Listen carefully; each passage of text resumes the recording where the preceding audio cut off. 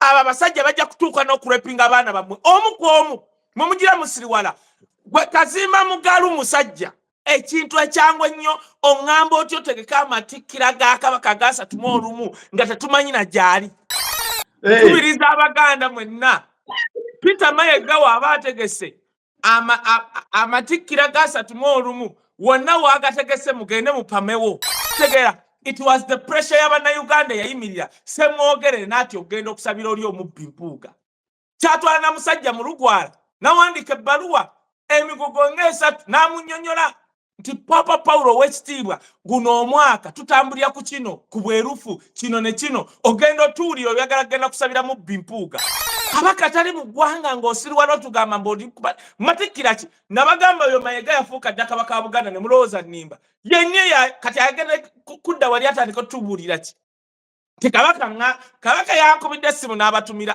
tuli mbuzi mbwa buli dakiika okutulimba naye Abaganda we mwasirika nze we nayogera twali mu COVID n'enjogera nembagamba omusajja alese Kabaka afaanana bw'ati tekisoboka obwo si butwa bwe bangoba mwasirika wakayita emyaka egyo kye nabaga muddeyo vidiyo eyo nannyonnyola nabagamba bwe mulabanga omuntu nga sikini eyibuka oyo tabanko kansa tabanko sirimu sisiko sero siki you either oyina obutwa nga bulina kukutta in the space the most myaka 5 3 2 oba mwaka ogwo twakeera omusajja oyo n'atugamba nti Kabaka yagenda kuwummula mu Germany lumbuyo yavaayo n'abagamba si gyali ali ludda wa Namibia kati bakkiriza you have no right to demand for your King Charles okujjako Prince William omungereza tasobola kyogera because the King of England abasinga omuvunaanyizibwako ba Britons balina obuyinza n'omubanja nga wadde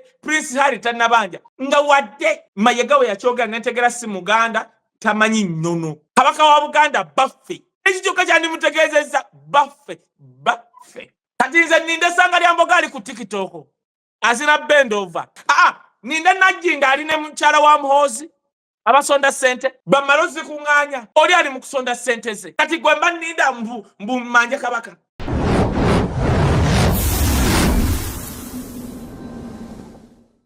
Afternoon mwena abatulaba na Flash channel Uganda amune kai Wisdom Official ntabano mulala nyama tomutali mazi twebaza omukama bulamba watuwadde nti okuba nti no mutambula naffe buli agakagwawo ne tunoonya kaye nti kino analysis egambe etya and things of that kind so that tukwebaza nti the time you spend ng'oli ku research enoli mu bitabo enoli ku research oli kugamba olinga gamba Uganda just omutwe guli Kampala naye nga ebigere biri mu America eyo so ne tutwebaza omukama nti you've spent time atokiriza nti Uganda ekuli at heart and we totally appreciate that.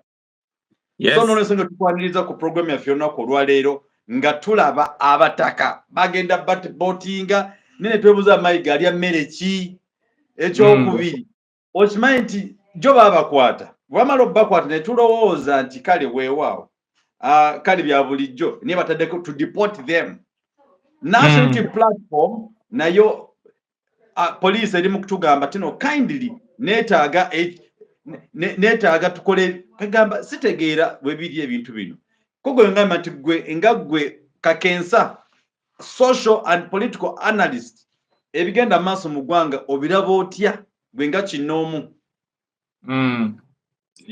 Now abasaba muntu gwaffe gwa Flashlight wano mbaniriza nnyo nze Kayo Wisdom mutabani w'omulaalo yakulira ku mato omutali mazzi n'esseriraka twava erengo isingira naye kakati nga tusinzira wano mu ssaza lya Ssaabasajja Kabaka mu North America eri Canada mpola of course tubayo eno naye nga tuba twagala abantu tuba keeping in the know technology yajja Kayo Wisdom ne wemba ku mwezi nsigala nkola zilive okitegeera temunekanga nga ngenze ne mu ggulu ne mbakolerangayo zilive era ne ngenda mu ggulu kati ntuukanga technology yazze nga mukama mugamba mukama mpayo ka chance anti live nyino backkeeping right up to date information okitegeera abakwetolodde ayino sigango bategeeza sino kyekigenda mu maaso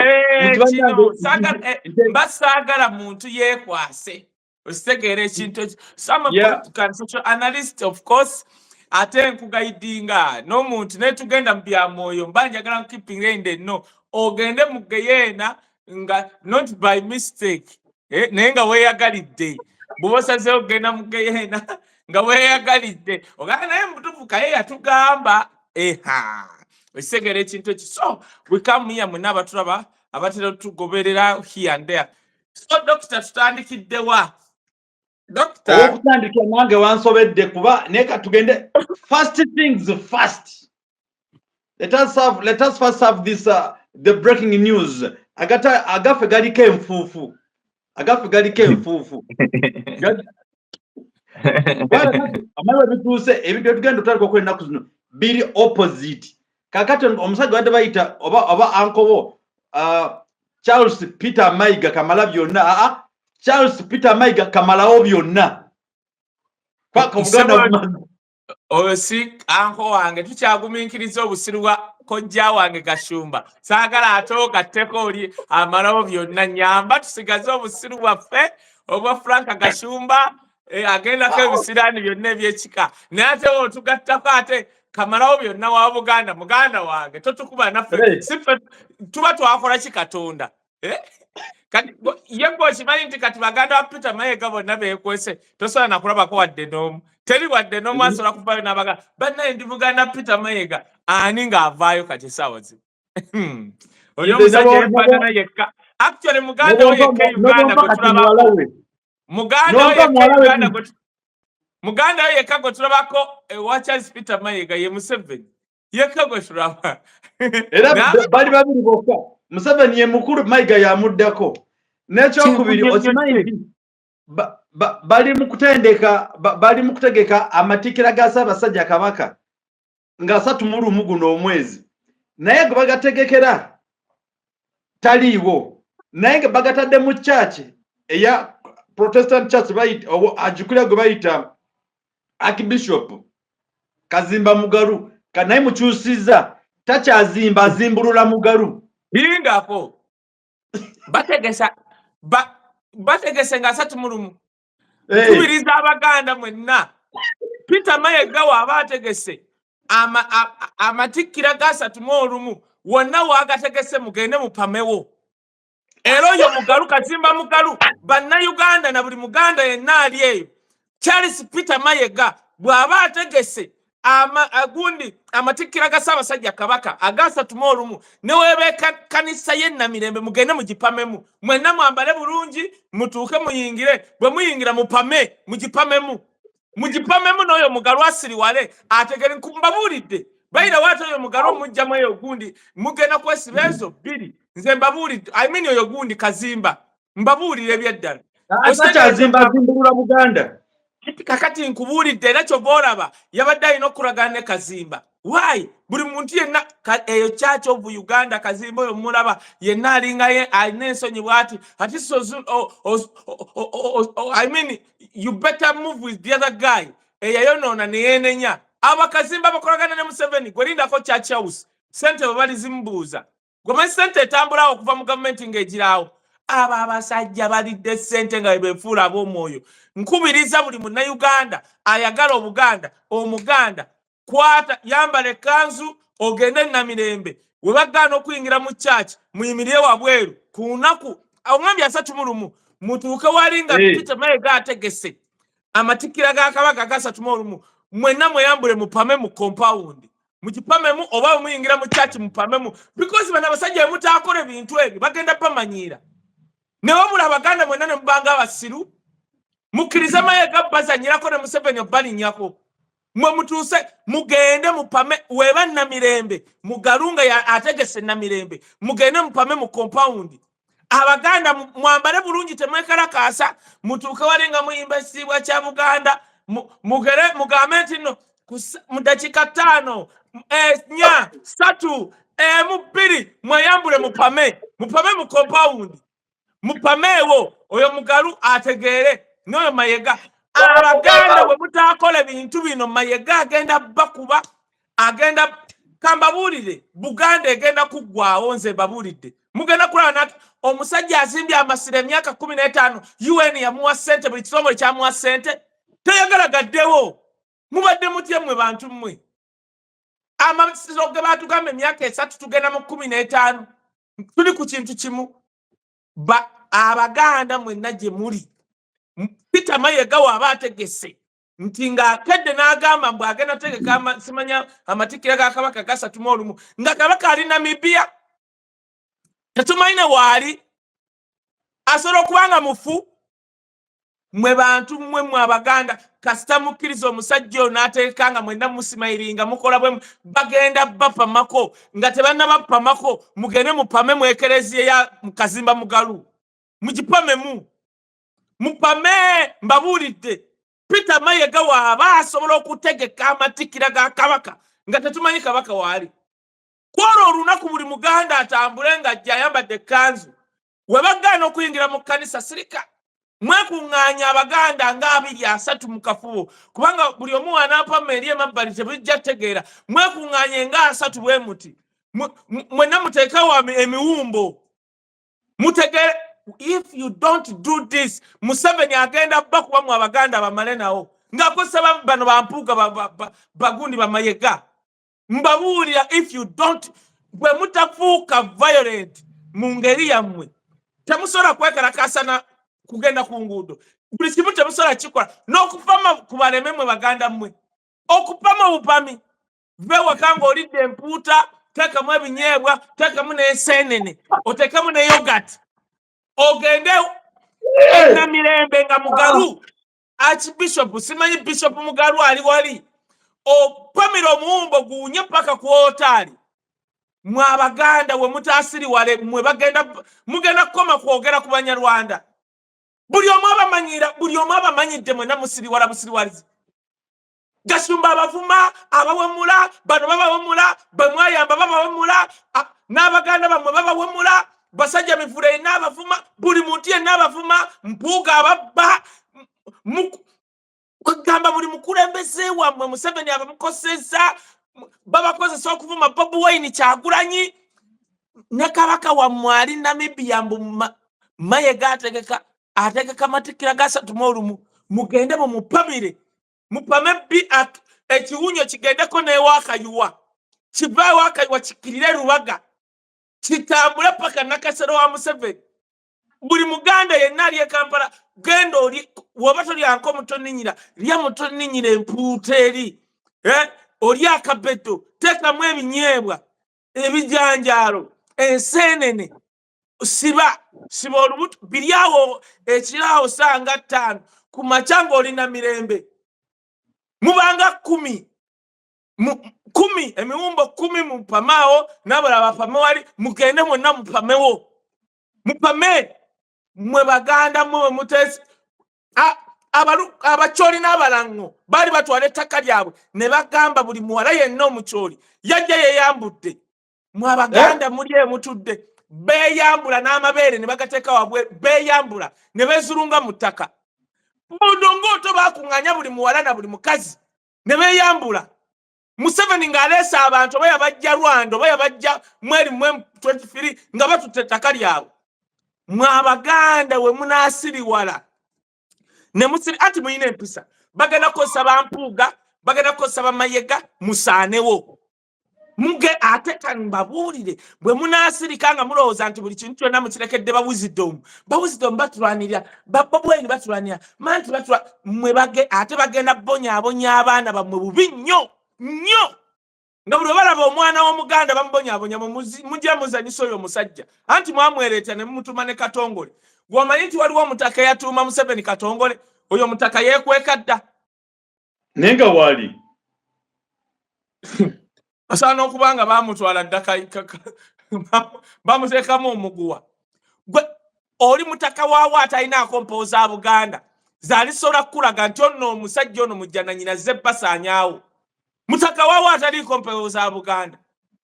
Nze kaye ndiko the spirit of good discernment spirit nsobola okulaba n'okwawula ebiro n'ebiseera.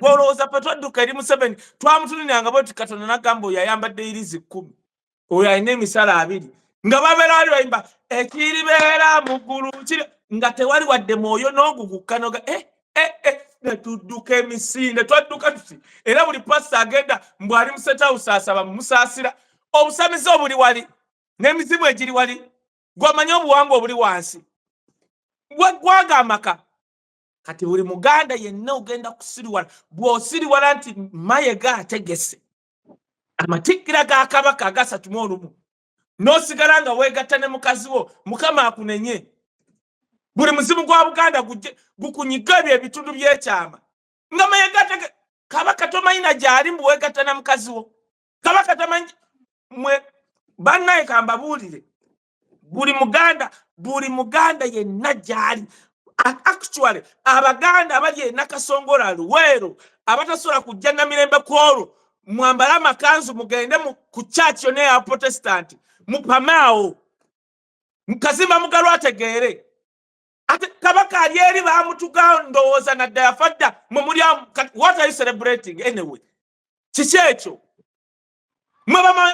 abaganda babamanyire ewaka bagenda kwa aba abasajja bagenda kukwata abaana bammwe baganda mmwe mumpulirize aba abasajja bajja kutuuka n'okurepinga abaana bammwe omu ku omu mwe mugira musiriwala ekintu ekyangu ennyo oŋŋamba otyo otegeka amatikkira ga Kabaka agasatu mu olumu nga tetumanyi na gyali gwe Kazimba Mugalu musajja abaganda bw'oba tomanyi Kazimba Mugalu waasula muyite eri ewakayiwa mwambuke ku lusozi ne mbuuza nti ennyumba ya Bishop Erwa bajja gibalaga eri awo ate tebagikuuma nnyo kuba abagaba mupame mweri ekkubo mupame akere ku makya nga mupamye mweri ekkubo tebwabeerayo bajasi mupame eyo yonna mupameyo mwe munaasiriwala mmwe baganda mwe mumpuliriza abo abasajja they are ready to destroy your generation bajja kutuuka okurepinga abaana bammwe bagenda kuba momboze wetwogere abaana b'abaganda bonna bali eri baddu gwe gyokeera nga wasoma n'ogenda mu ofiisi oli nayogera olulimi nga toluwulyangako n'akwata nga wadde oli muganda olina masters ne experience naawe oli atalina wadde experience nga wa diploma kubanga ayogera olulimi lwe lumu mwafuuka dde abasireevu mweyensi kaakati ne Kabaka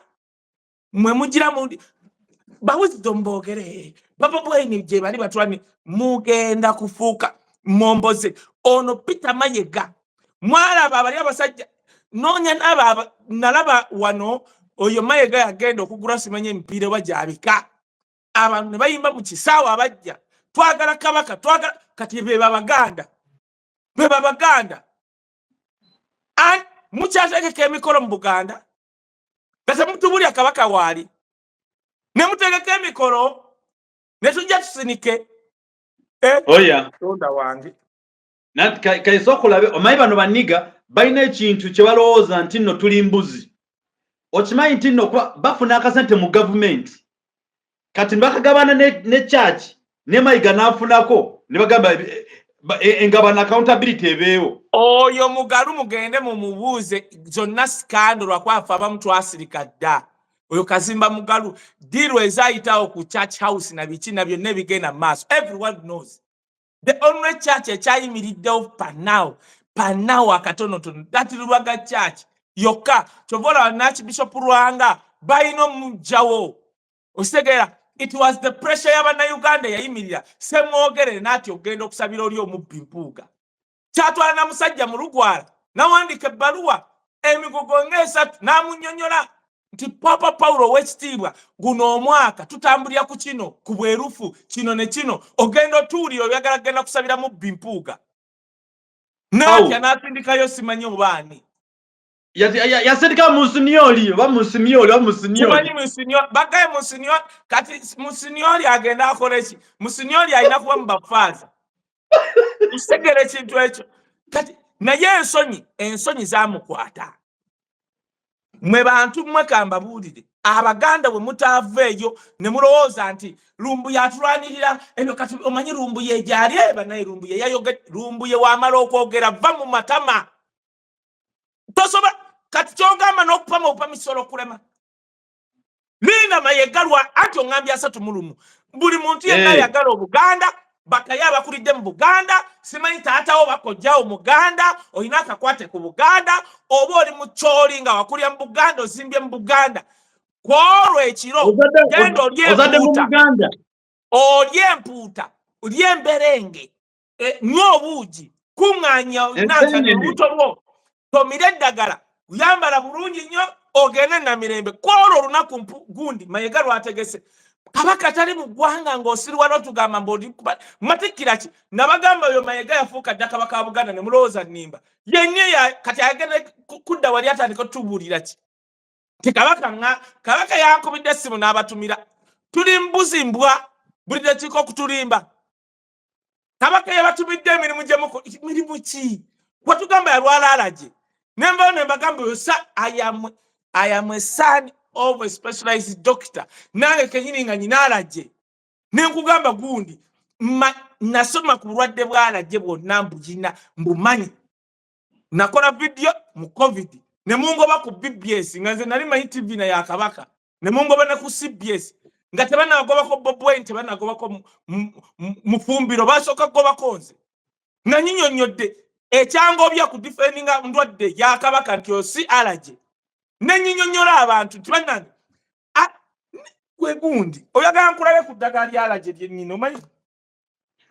omanyi ono Cetirizine oyo mulaba Cetirizine kati wemba njogera ku alagye mumanyi genda ku internet ebika byonna ne mbagamba alagye taliyo ng'omuntu asobola okuba nga ali bw'ati ayogera nga yenna gundi skin evaako nimbagamba obwo butwa nembunyonnyola nalina kasuku vidiyo eyo gyeri kakati ne bangoba nimbaga okay Kini Kalisa nampita ate ye nansasula kuba biri twali tulowooza tukola bya Buganda Kini Kalisa nabanga buli appearance njocha naye Abaganda mwasirika nze wennayogera twali mu COVID nenjogera nembagamba omusajja alese kabaka afaanana bw'ati tekisoboka obwo si butwa bwe bangoba mwasirika wakayita emyaka egyo kyenabaga muddeyo vidiyo eyo nannyonnyola nabagamba bwe mulabanga omuntu nga sikini eyibuka oyo tabanko kansa tabanko sirimu sisiko sero siki you either oyina obutwa nga bulina kukutta in the space the most myaka 5 3 2 oba mwaka ogwo kubanga kabaka omutwe bamuwa ayina kufa sikati nga bamanyi nti ajja kufa mu period eno mugende mulabe Haji Kyanjo obutwe bwe bamuwa nga talina kufiirawo bulina mutta lulimi muno mu bulago nga tasobola kwogera kabaka we yali nembyogera Lumbu yannyonnyodde ebintu nga mutwalo buli Muganda ng'okera kwegatta bwe munaavaawo nga mutwasamira you people ffe tuwaddeyo obulamu bwaffe ku lwa that kingdom kusegeera bwe nakola vidiyo eyo nkugaye bangoba ku BBS bwe nakola vidiyo eyo abantu bangi nnyo baakuba amasimu we twogera kakati mwenna muginika kati kabaka simu gundi wa butwa twakeera omusajja oyo n'atugamba nti kabaka yagenda kuwummula mu Germany Lumbu yo yavaayo n'abagamba si gyali ali ludda wa Namibia kati bakkiriza omusajja oyo omwazza abayimba mbu ategeke amatikkira ga kabaka osobola otya okutegeka amatikkira ga kabaka nga one tetumanyi kabaka gyali tayogera naffe Najjinda ali eri mu bisaakaate muwala wa Najjinda ali ku TikTok waayimuka waabinuka waazina bendova waagaala mwagala tukole tutya kati mwagala tukole tutya bw'ali mu show za Baraka waayimba nkwagala kiisi w'emimwajo onyimba za Baraka zonna woozuulya nnungi kuffe yes naye ate oli mu maaso naye mmwe bantu mmwe mujja tujjeemize mwagala tugambe tutya Najjinda watulaga wazadde abalongo we tutamanyi balongo yabazaala ki simanyi yabaadaputinga simanyi bannange mmwe Baganda mmwe Mayiga waategeka nga 31 amatikkira Abaganda mwenna abali awo mugende ku church Namirembe mu bungi mugende mupame ku church mu compound mupameewo bwe munaasigala ewaka that's okay nze kaye ffe tubadde awo e Kampala nga tulwana ng'ebisoboka bisoboka Petusuzeko wabweru nga tuli awo. Naye mmwe ne baba mwe baganda mmwe kambabuulire bwe mutalwanirira kabaka time is going to come abasajja right now wetwogera ye tribe y'abaganda ye tribe ekyasinza okuba enslaved mu Uganda. Bakulabula binga ennyindo nga oyogera Oluganda lutuukirivu teri agenda kuwa mulimu n'ogenda ku UBC n'oba ogenda kuwera toyi mu UBC tebagikuwa. Ne kabaka ali Namibia mukeera kwegatta na kuwagira Arsenal n'olaba eriganda nga liri awo mbuliri kuwagira Bungereza. Ebiganda bye bisirira mu betting bannanga Arsenal yakubye omanyi twakuze simanye biki bagenda bagoba ku mataka awo mu Rubiji nawulidde information linda ko mu myaka egi bagenda kubawo companies bateekawo bagenda bagoba ku mataka. Omusajja yandibalwaniridde alina babagamba ali Namibia 90% asobola okuba mufu. Omusajja oyo gwe mulaba Kabaka Ronald Muwenda Mutebi ye yavaayo n'ayimirira ku kibuga Masaka nga Museveni aganye Kifula City okumanya Museveni taswala era taswala. Oli baganda bali eri mu Congo bakulidde mu nsiko oyo musajja aswale. Museveni yaddira Mbalala n'ebibuga byabwe biri eyo baluddawa n'abifuula City. Masaka yali City since 70. Museveni taswala ng'aganye Kifula City. It took that King Ronnie Muwenda Mutebi n'ayimirira n'agamba neewuunya abantu abamu babe bakabatunuddewa Masaka City eyali City okuva mu Gyensanvu n'ofulumya nga teri ku City. Museveni n'akwatibwamu ku nsonyi n'atuma Kasolo n'omubbi n'amutuma Kasolo n'ajja nga adduka e Masaka bannange Masaka kakati City. Mwe Abaganda oyo omusajja gwe mulaba gwe bagenda okutta gwe mulaba yalwaniridde n'ekibuga ky'Abaganda Masaka okubaawo kubanga Kampala mukirize mugane Museveni ayagala giteeka mu tribe ye. Simple as that. Tobola banaga amasiro ge Kasubi bujja kutya Lumumusi mwe bayirawe oba temukimanyi mu Lubiri Museveni yali asaba bateekemu ekisaawe ky'ennyonyi nga mayegakkiriza mu Lubiri Abaganda ne bagaana. Yes mugenda kulaba zonna ebintu ebyebbeeyi ebisigadde ku Bwakabaka bwa Buganda nga gavumenti ebijjawo mumujja muddawo. Nze saatya nga Buganda Land Board ekulemberwa Musoga mama newankubadde Abaganda temusosola ekitongole ekyasinza okuba sensitive muŋŋambe nti Omusoga yakikulembera. Mwe bantu mmwe kambabuulire nafuna omukisa n'entuula bwe nti nga oyo Hamis Kigundu ali wali Buganda Land Board wali Katikkiro wali. Hamis Kigundu n'owemba temumwagala n'amugamba oba obugagga bwani. Hamis n'agamba ettaka ly'Ekigo mba mulyagala nga Kabaka yalyagala neewadde ngenda ddibawa enkya mujje mu office tumalirize ensayininge. Enkya Hamis Kigundu baleeta empapula z'okusayininga ng'ettaka agenda ddiwa Muyindi nannyini Seren Kigo eyo gye mulaba eyassale. Hamis n'agamba twabadde eggulo mu office ne muŋŋamba Kabaka yayagala ettaka ate nga zino empapula z'Abayindi. Hamis n'agaana ozisayininga. N'owoba toyagala Hamis Kigundu nga yakutama n'owoba ogamba nti bagamba byalina byonna si bibye. Nalaba Hamis Kigundu ng'agaana okusayininga empapula lwa kintu eki yabagamba ettaka lino nnyina ddizza mu kintu eki Buganda Land Board oba in the hands of King kyemwaŋŋambye. Ate muleese ono Patero owa Serena Kigo akakayindi ke baateeka mu bukikananyi Serena Kigo ng'ate si yaako. Hamis n'agaana. Hamis Kigundu n'agaana. Mwe bantu mmwe kati naawe osobola okuddaeyo n'okuba n'ovuma Hamis Kigundu naye nalaba tebanyumiza yagaana osayininga n'agamba mwaŋŋambye ettaka lidda wa Kabaka muleese Patero oba ye Patero oba biki nenyi Serena Kigo nga naye omanyi aleese ye mukulu wa Buganda Land Board omusajja Omusoga yeeyita Omuganda nga kuliko abakazi Abanyarwanda aba boodi ya Buganda Land Board mugende mugye kuliko abakazi Abanyarwanda babiri kuliko Abasoga kuliko banaani Omuganda aliko ogu. Tujja bijja newankubadde Buganda tesosola a sensitive institution ya Buganda Land Board kyobola Abaganda abagoba ku ttaka nga Buganda Land Board esirise. Why? Laba bagikulembera. Tujja mwe Abaganda mujja sirikire mu America simanyi omanyi wisdom nze kaye kamba nnyonnyole nze ekintu kyokka kye njagala mu nsi is memories. Dokita woli awo olaba n'owoogula ettaka n'ozimba ennyumba n'ogula essaawa nze nyambala ssaawa z'aba designers byonna n'obimalayo w'oliba ofudde tolina eki ky'otwala. However ekintu nze kye mbalanga ky'omuwendo biri ebintu ng'ebi impartation ne memories. Impartation nti ebbanga lye namala ku nsi baani be nayamba impact nti wisdom yatulwanirira kino, wisdom yatukola kino, wisdom yatuyamba ku kino. Ekyo kimu. Ekyokubiri memories zange nti kaye wisdom part of me was troubling because it was my hobby kyengendo sigazanga memories. Okitegedde gwe kye nkugamba kyoba olaba nti Buganda Land Board mwe abali awo abagula ettaka naddala Abaganda they don't care. Osobola okuba ng'oli awo nga wagula akataka ko ku ttaka lya Buganda ozimbyeko wallahi abakulembera Buganda Land Board si Baganda. Nze nabalabako wali ku Amisi Kigundu.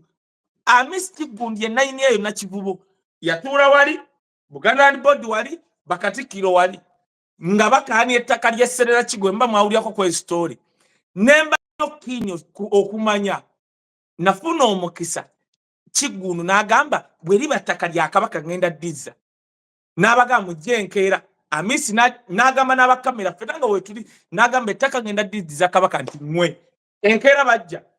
Omukulu wa Buganda Land Board Musoga yajja ne Sekuita ne simanyi ovu whatever mu Buganda Land Board Munyarwanda n'omuwala omulala Munyarwanda n'ababuuza ate mmwe n'akigumiikiriza empapula ku ttaka ze baateekawo nga za Patero oba Patero oba biki omuyindi oyo gwe baakwekamu nti ye nayini Serena Kigo. Oyo omuyindi yali munaku Serena Kigo nayini waayo mu bagambye saagala muddamu.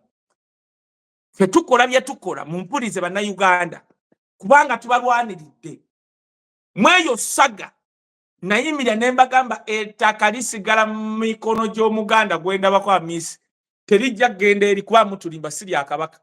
Ne banvuma abanvuma twawunzika ne be baali bakaania bali nga balese surveyor nga si lyabo. Mwekamba buli Peter Mayega Buganda Land Board yezona institution Museveni yateekamu dda abantu ba tribe ye n'abalala abaava e Zimbabwe oba Congo ludda wa. Mwe Abaganda we munaasirika ne mulowooza it is business as usual ne mutandika okwegatta ne bakyala bammwe ne muzaala bana abasajja tebagenda kukoma kubonyaabonya mmwe bagenda kubonyaabonya abaana bammwe n'oliba ofudde kubanga wetwogera kati ayitibwa Omuganda oli slave. Oŋŋambe Mayega ategeke 31 amatikkira musigale nga mwegatta. Abaganda muveeyo mugende mupame emiwumbo wali enamirembe mugipame batege bwe mutaakikole Museveni agenda kubanniyako n'oyo Mayega.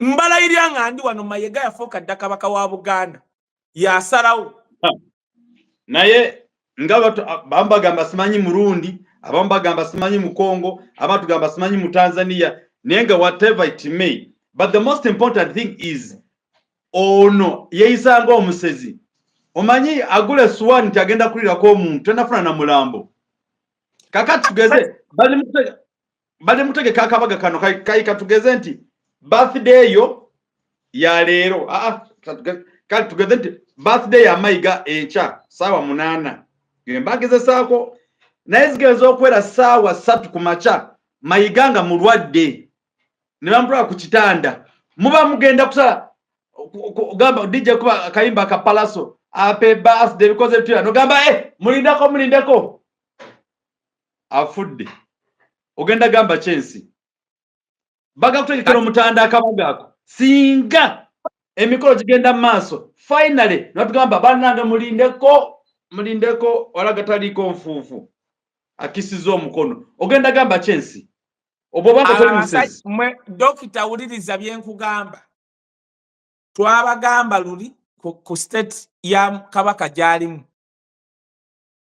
ne basindika abataka b'ekicupuli abataka nga ne Museveni akimanyi nali ku video ne nkugamba marking my words okujjako abataka nga bagenze Nairobi eri tebalina gye balaga kati mbu bali Namibia bagenda badipotinga gwe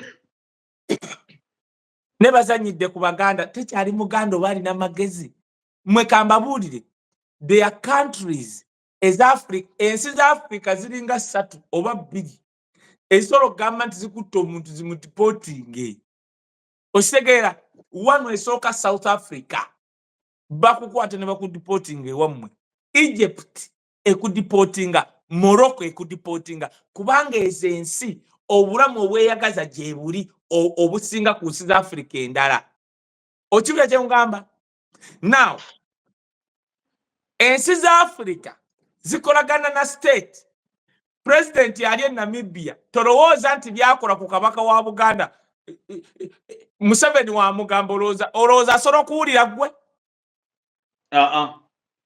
nakugamba dokita ng'oli wano nti abataka abandigenze be bano actually bandikulembedde Professor Kateregga ye yandisoose nga tetunakwogera birala lwaki ti Professor Kateregga agenda nga diplomat Professor Kateregga alina capacity eyogera ne president we Namibia nembagamba okumanya Abaganda baweddemu okwata otya omutaka wa Wilson Street tatambulangako wadde Dubai kubanga buli musiru yenna asobola okugenda e Dubai n'omukwata n'omuteeka ku nnyonyi mbw agenze Namibia ku lwa kabaka tamanyi na kifo kabaka mwali mbw atambudde tugenze ku lwa kabaka oba tumusanga oba mulamu oba mufu tamanyi na jadda ali excited kubanga Joyce Sebugwawo abadde set bonna abataka abo bwe mulaba bagenda buli omu alina mu nsawo miliyoni ng'agaaga bagenda kulambula kubuzaabuza Baganda tebalina gye bagenda that's 1 2 Dr. Mark my words Museveni ne Mayiga tebasobola kukkiriza muntu yenna kulaba kabaka state kabaka gyalimu tebasobola kukkiriza muntu yenna kumulaba kyobola ababaleetera kabaka ayogera ng'alina backdrop emabega ekankana nga kabaka wa Buganda bukyabeerawo teyeyanjulangako nti yenze Ronald Mwenda Mutebi kabaka wa Buganda basobola okubanga kati bakozeeyo kabaka wammwe ddammi ekyo badikiteta bakikola dokita oli awo bw'oba mugagga ng'olina ssente osobola okukolayo omuntu omulala ow'okubiri nga yakugendera ku mikolo ne bamukuba essasa ayogera Baganda muzuukuke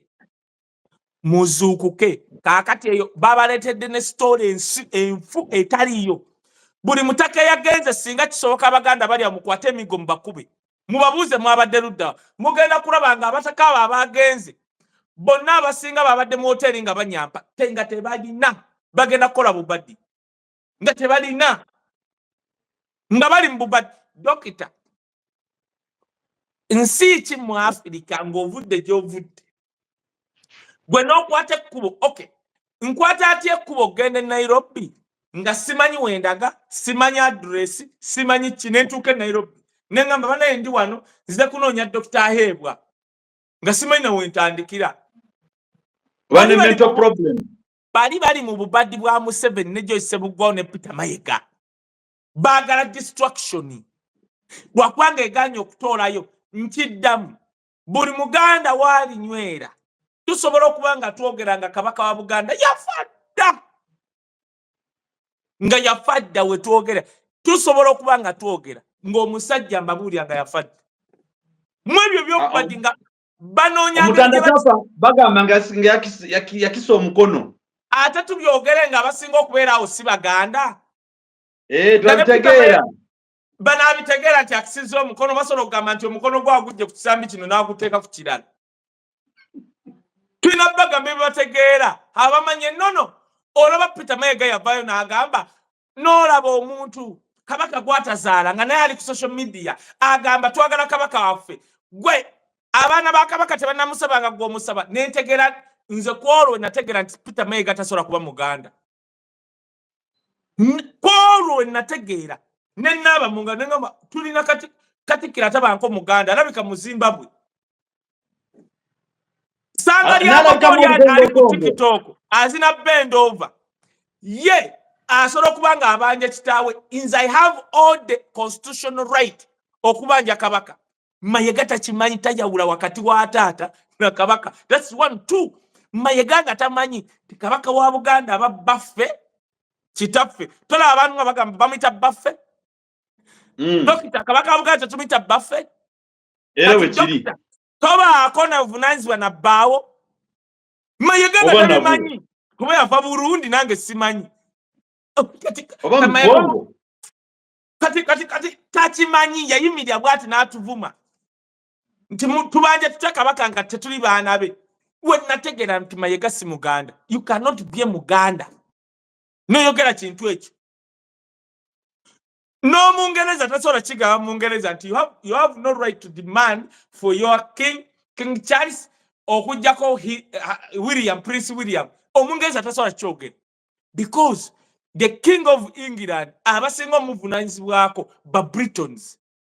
Balina obuyinza n'omubanja nga wadde Prince Harry tannabanja. Nga wadde Mayiga we yakyogera netegera si Muganda tamanyi nnono. Kabaka wa Buganda baffe. Ekyo kyandi mutegeezezza baffe. Kati nze ninde sanga lya mboga ali ku TikTok. Azina bend over.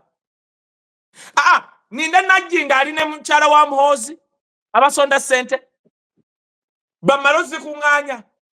Oli ali mu kusonda sente ze. Kati gwe mba nninda mbu mmanje Kabaka. Ate yagula n'ekizimbe mu America. Yambuka alinga ku Pretoria Hotel. Waliwo awo emmanju ayina luvu okuwoma mukyala ebizimbe by'ayina. Gwe mwagala twogere. Abaganda nkiddamu ku lunaku lwa 31 Peter Mayiga waba ategese amatikira ga Kabaka mwekuŋŋaanye mwenna mugende na kwolwo buli Muganda gwe yagende namire nga mwambadde bulungi tebabayita abayaayi. Mwesalemu bwe muti mugambe womagama gobuuze oze kupama mwebuuzemu abazze okupama mugambe kati tugende tupame wali tugende wali abala mupame wali. Kwolwo olunaku Peter Mayiga waba ategese nga Kabaka tetumanyi oba mulamu oba mufu mugende na mirembe nga mugenze kupama we babakkiriza okuyingira mu church omwo mwe temufaayo abapama baba mabega mwe mubasiikirize bapame ne bali bapame mugalwa abaali wali ne Peter Mayiga mbu ali muga omwoyo wa Mukama wuyaka agenda okulya nga yasimulanga emizigi mutta twewe badaddamu okusomeza ezekundi ezitaliyo. Naye mupamire oyo mukazimba mugalu mupamire Charles Peter Mayiga bwe mutakikole mwe baganda mmwe nze ndi America mbadde Uganda for the last 3 years nga nwanirira my country my kingdom Buganda simple sangako mukono ne wano wetuli okiwulira kye mugamba bwe munaalowooza nti fe tulina balwanira nga muri mu kwegatta bagenda kubabonyaabonya mmwe batanso basulira ebizimbe babaleta influence simanyi influence kwa bamanyi Abaganda mwe musinga mwezo business za kamu kagatteko gattako mugenda zaala abaana bammwe bafuuke ekisooka kati muri baddu n'abaana bammwe bagenda fuuka momboze bwe mutavaayo kulwanira oyo Kabaka kubanga oyo Kabaka bwajjaawo asobola bagambira kuba n'abantu abagwira abajja kuwamba ensi ostegedde. Esebo. Ndowooza mmaze. Linda ko kumaliriza katono akasembayo. Nenga the truth be told, nti bana Uganda I think it's the right time abintu byakwebereramu. But if you don't rise up at this particular hour, tetugenda kumalako. It's unfortunate. Dr. Uliriza. Mugende gwe obato kati abali nezi wali eriani. Kaya thought you said Museveni is your judge lengere erisiru dino ya omanya benale mbage na mu account enfu ne choba ze soma message dino walionda byabonga ngaba Museveni ti judge wa wali chulideko doctor ku myaka gyonna tumazo no leo nganga ebyenale babireta ku page ngazino ne linjira mu mbuli eri grace ate byetu mebinye ebyo mbu kisa kya Mukama kisa kya Maria lilierivu elisajje lyeyambula mu kisa kya Maria kati byebyo wamma mbadde nkugamba caution omuyimbi wo mu Jamaica wabadde wano festival bili mu Canada waliwo kibayita Afrofest ebeera buli summer kakati yabadde ne mu Germany bwe yabadde abakuba omuziki eri nga bazungu beerere najja bendera ya Kenya n'agiwuba mu bbanga abazungu ne bakuba enduru. Why? Ensi yonna ebadde egoberera ebintu bya Kenya. Omujamaika yeesimisa bannakenya okuvaayo okwerwanirira. We twogera Ruto yasaze buli kintu najjawo ne budget ya First Lady. Omujamaika n'awuba bendera ya Kenya abazungu ne bakuba enduru n'engalo. Buli muzungu gyali asanyukira bannakenya. Mwe Abaganda ffe tuli eno tuboogerera twewaddeyo obulamu bwaffe bwe muna sirika nga Mayiga akola emikolo atuse n'okutegeka 31 nti ku matikira ga Kabaka tetumanyi oba mulamu oba mufu ne lukyanga mwegatta ne bakyala bammwe Katonda abakuba ebisiraani abanenye. Nze mbabuulidde mbagambye ko olwo olunaku mugende mupame eyo yonna gye bagenda oteeka emikolo. Okay. So kakati amakuru gacho olowooza okudipotinga abana abataka kinaba kitegeeza ki eri Buganda naffe abantu ba bulijjo? What does it mean? What does it reflect? Mayiga n'abasiko walinze oba nabaawo n'abakafiiriddemu? Ebintu bibiri. Ekisooka Kabaka asobola okuba mufu kubanga abataka abagenda Joyce Ssebugoya yabateekamu ssente. Okay, Museveni through Joyce Ssebugoya ne Peter Mayiga bakimanyi. Kati olaba abo abataka abakolera Museveni tebakkiriza kulaba Kabaka. Kati olwo ba Professor Kateregga okiwulidde kye mugamba bwe baba babaganye okulaba Kabaka. Dokita kitegeeza Kabaka wa Buganda taliyo. Bagenda teekamu ssente zonna babakolereyo ddami eri eyajja eyali teyambadde gaalubindi bagenda kirongoosaamukko ebyali bibulamu ekomewo. Mu nsi yonna gwe atakimanyi abagagga bamukolerayo omuntu ow'okubiri ti waba tayagala genda asindika oyo omuntu we yeekengera omukuba amasasi gwe basindika. Abaganda basobola bakolerayo Kabaka nga bamukoze nga wa Kicupuli. Oya. Oli ne bakola Kabaka nga wa Kicupuli bamusasudde bati bamusasudde nga mumulabira ddala yooyo nga taliiyo. Kasubire nti bakitegeera. Kitegereka mbabuulira ekyo kyekitegeeza ekyokubiri Abaganda mubekkiriya lwaki Professor Kateregga baamugaana okgenda okulaba Kabaka n'abataka betukkirizamu baabagaana. Lwaki? Kubanga Peter Mayiga yandibadde afunye chance n'abagamba Kateregga genda nammwe bakasujja bennagaana mugende mulabe Kabaka. Bo bandize ne batugamba nti bane Kabaka ali bulungi twandibakkiriza. Why? Nga Peter Mayiga akiraba ku luno singa atwala abo abataka Buganda bekkirizaamu yandibadde asikwalinga lwaki tebakkiriza genda. Kabaka wa Buganda asobola okuba nga mufu nga bali mubakolera ekiddamu era kijja kujja. Naye omanyi kayo olaba nti nze guno omulembe gwasooka okukyogera nti guno omulembe gutulaze nti abantu abagezi nti basiru nnyo. Gwe guno era tokeera ku makya n'olowooza nti oli ayambala ettaayi. Nze kati nze golooza nze nali nkirowoozezaako nti mukwano gwange ennyo gwe takkojja Sseggona Honorable Sseggona tiasobola okukeera awo n'atwala n'emmotoka ne bakuwa abaana ne babba miliyoni esukka mu 10. Sseggona osobola omunyeenya bw'oti. Abasajja ba DP tebagaba Sseggona osobola okubeera naye ne buziba ng'oyayuuya nga talidde. Niye olaba yatuuka neerabira miliyoni esukka mu 10 mu mmotoka kitegeeza yatoola ku biliyoni. Kitegeeza yatoola ku biliyoni. Kakati bw'aba Sseggona guno omulembe abaana bazuukuse bino baakeeranga okuwuliza ba Sseggona nga bye boogera bokka byaggwawo. Ebyokuwuliza gwe kati kambabuulire Bobi Wine ntaba kujja gwe dokita. Museveni yali agenda tufuga n'omwana we n'omuzzukulu. Museveni yali setting opposition nga balina gaggawali ya opposition nga be balina otwogera Sseggona Mpuuga Ssemujju bokka nga be banaavaawo baleete n'abala naye nga bagaggawala. Bobi Wine najja n'akirinyamu ekintu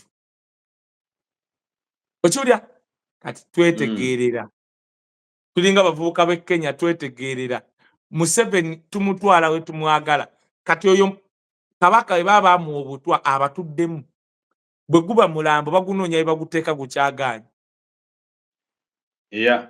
akyabatuddemu kubanga tubuuza obutwa kabaka yabujjawa ani yabumuwa ate tebabwogera tebasobola bwogera bawoza alaje anti naye kati bakitya olaba okumanya Katikkiro tati yatuuka n'otugamba mbu alaje ava ku bimuli kyebyo bye mutajja mu maaso ga kabaka biri mu bulange tubiyuzayuze tubijjeyo anti bimuli emuleetera alaje leka tubijjewo ne bimubula Dr. Kansibula abantu era sibula abatulaba Kansibula abatulaba Abaganda bannyonnyodde kino si ky'Abaganda bokka. When we talk about the king of Buganda, we are so concerned kubanga y'omu ku bantu abatono abadde basigadde mu Buganda nga balwanirira abantu ba bulijjo. Abamu tuzaaliddwa mu Buganda, tukulidde mu Buganda, abatuzaala mu Buganda n'ebiringa ebyo, nammwe abafumiddwa mu Buganda. Y'ensonga lwaki twogera bino ebintu. Bannayuganda mpulidde nti Charles Peter Mayiga ategese osimanya okusaba kwa kabaka amatikkira ga31 mbasaba yonna gy'oli weetegeke ng'oli mu Uganda gule kanzu Gomez ogende na mirembe naye nga ogenze college kupama mu compound oba mu kanisa. Peter Mayiga ategeere kitegereka bulungi mission kupama kwolwo olunaku wonna waanateeka omukolo mba mugenda mupama bwe mutakikola ne musigala nga mwegatta ne bakyala bammwe ngazi biki ebiri nomo bano abasajja beetegese si kusaanyawo Buganda kyokka nti bizimbe nammwe Abaganda abali eyo. Sigadde yenze akajaani kano omukyala akakola ali mu Amerika kajjako olubuto n'omugejji bakayita Kelly Slim Tea tekalina side effect kali organic bw'oba okaagala osobola okugenda ku website n'oteekamu nti kairi/organics.com website yawe www.kairi/organics.com Kairi kiri KYLIE ng'ofuna kajaani bakola delivery mu nsi yonna oba okaagala Uganda okuba ssimu ne bakakuleetera wooli. Osobola okumpereza ku message yange ku ssimu yange n'enkuwa ennamba y'omukyala akakola ali mu Amerika. Ennamba yange eri 070149439 0701494039 ye Kairi's Slim Tea. Kusala lubuto kagulye mama ojjajjawo ng'omulaba munene ani gw'okogge bukozi. Mwenna abaagala okujjako Canada conference ez'enjawulo zibaawo onkonako bukonyi kasimu naawe ayagala okukolera ku paperwork kutereeza nkonako nga nkuwa omuntu asobola okuyamba ku paperwork jakuke Canada olambula okola otya conference weziri ez'enjawulo eziri wano nkonako ku namba yange 070M49 0701494039 tuddemu tusinkane oba olunaku lw'enkya no problem tujja kuba twoga. All right, thank you very much. Naffe tukwebaza olw'akaseera kotuwa management abali mu America mbeera busy nnyo every time.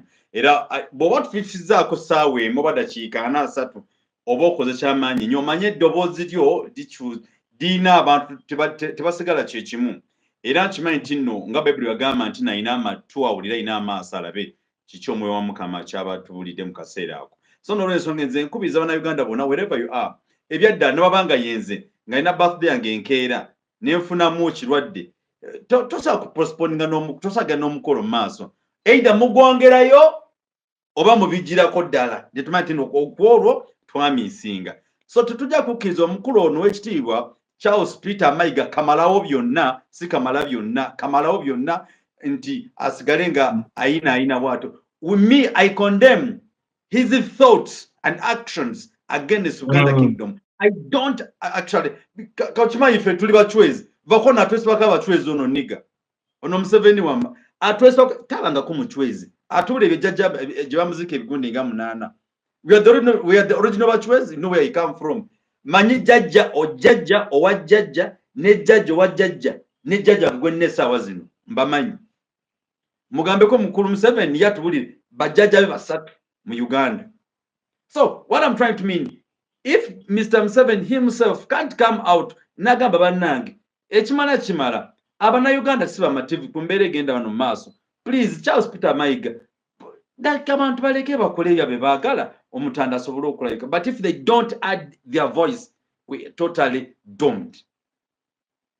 What do we say? In case you have any question, any request, you can go through my number 772-915165.